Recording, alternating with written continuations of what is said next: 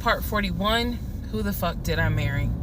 So this is the continuation of my conversation with Chris, which will then lead into some other stuff. So Chris has confirmed that he has not spoken to Legion since 2015. So now we know that the phone calls that Legion was having every morning on the phone with Chris when we were, getting ready to go to work, the phone calls were fake.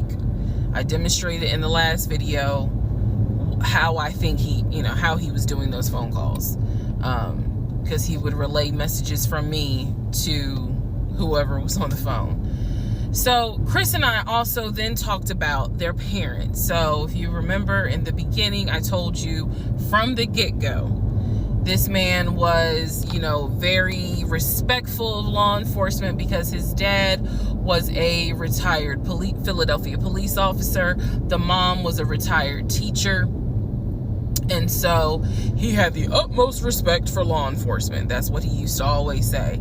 Because, again, there's a lot that he lied about. So I'm trying to only highlight the big things because, truthfully, it got to a point where when he would say that as a VP in his company, he had a meeting with the local sheriff. Child, we know that's a lie. So I don't even need to go into detail about that because, again, why? So I told Chris what Legion said about their dad being a retired police officer. And I was explaining how he said the mom was a retired teacher. So Chris listened. Again, very gracious, very nice guy. He listened and he was like, so are you ready for me to tell you what's true and what's not? And at this point, I was already convinced I was going to be drinking heavily that night after this phone call. So I was like, go ahead. All right. So here's what Legion said. Legion said, my dad was a retired police officer with Philadelphia PD. When he retired, he and my mom moved to Augusta. I was there for high school. And they started a church. He took me to that church in Augusta and showed me where the church that they started. The truth. Dad, according to Chris, their dad was nowhere near the church. That man ain't go to church on Easter. He ain't go to church on Christmas. He was like, my dad he ain't stepped foot in the church since the day he got married. That was the last time he went to church. He didn't have nothing to do with church. He said that their father was the furthest thing from a pastor. And he was like, I love my dad, but that man drank, smoked, and he was not a pastor.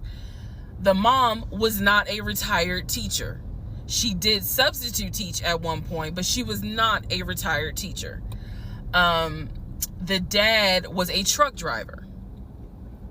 And not only was the dad a truck driver, at one point, he was a correctional officer. And so I said to Chris, I was like, I said I had no idea, of course. I had no idea. So now we know the truth. The dad was never in law enforcement.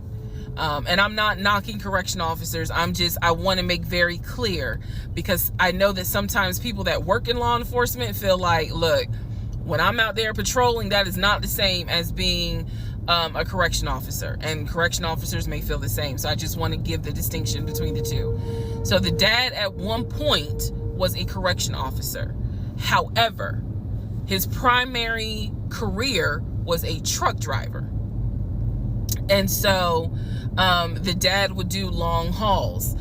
So Chris is explaining, no, he was like, now that's funny. He said, if you knew our dad, you would understand how funny that is to even insinuate that he was a pastor. And so I told him about the church that we went to. He was like, oh, okay. So he took you to a church in Augusta and told you that was our parents' church. He was like, now, our mom used to go to church, every now and then. But he said, our dad ain't been to church since the day he married mom. So the church that Legion took me to and said that his parents started that church, that was not true. So he just took me on a field trip for nothing, basically. So I told him about the weekend, because I did tell Chris where I worked. And that is when Chris said to me, because at the time I worked in a law enforcement agency. And he said to me, now how does that work? He said, because Legion, you know, he done been in trouble a few times. And I was like, what do you mean? Because I had not yet gone online into the court system to see what type of trouble he's been in. And so he explained to me, he was like, just run his criminal history and you'll see it for yourself.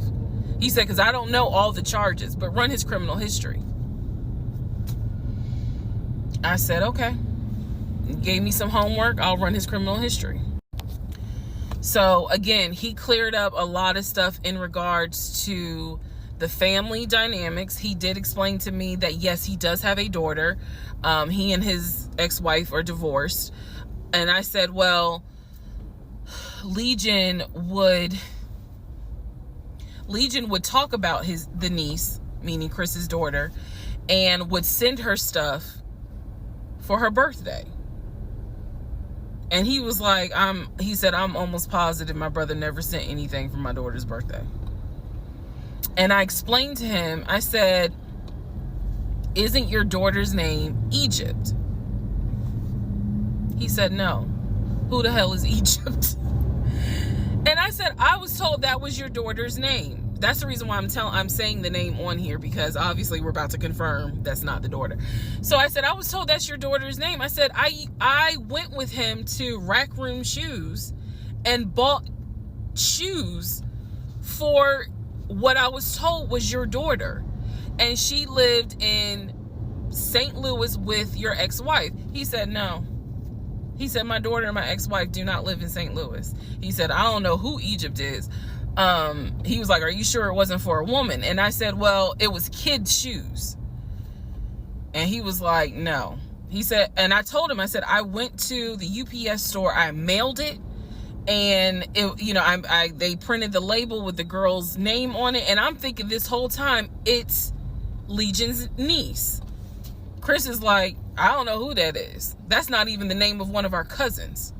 So I have no idea, ladies and gentlemen, who my ex-husband was buying girl shoes for and had me sending them telling me it's for his niece. I have no idea. So Chris is like, yeah, he finally said to me the same thing the ex-wife said, which is pretty much whatever he told you is a lie. And I'm being honest with you guys. It is very hard to comprehend that everything is a lie. Like, there has to be something that's true. I'm like, how was he paying? If he wasn't working at the condiment company, or he got fired from the condiment company, how was he still paying the bills? Keep in mind, we never joined our accounts. He wanted to, but we never did, because he wouldn't show me the offshore, the savings account, which of course never existed. So I'm just trying to figure out, like, I know that I saw his checking account. I know that I saw his savings account, and he had money in there. Something had to be true. Something had to be true. And Chris was like, no. He said, it sounds like everything my brother said, everything that he told you was made up. He said, those phone calls were definitely made up. He said, I don't know who Egypt is. That's not any family member of ours. I don't know who Shantae is. We don't have a sister. He said, we don't have half brothers. He was like, I'm telling you who the family members are. He said, I am so sorry that my brother put you through this. So now let's go into the next part.